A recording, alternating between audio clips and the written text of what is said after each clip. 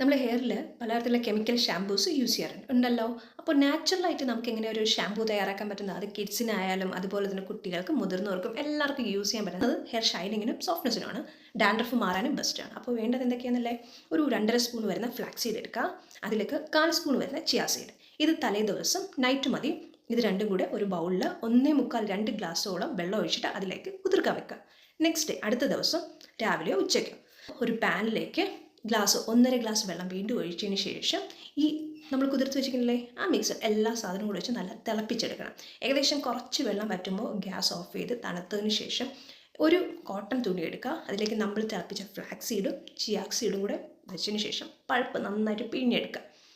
Pulp എടുക്കാൻ അറിയാമല്ലോ. അപ്പോൾ അത് രണ്ടും കിട്ടും. തണുത്തതിന് ശേഷം വേണം എടുക്കാൻ. പിന്നെ വേണ്ടത് വീട്ടിൽ ചെമ്പരത്തി പൂ ഉണ്ടല്ലോ, ഒരു 3-4 ചെമ്പരത്തി പൂ എടുക്കുക.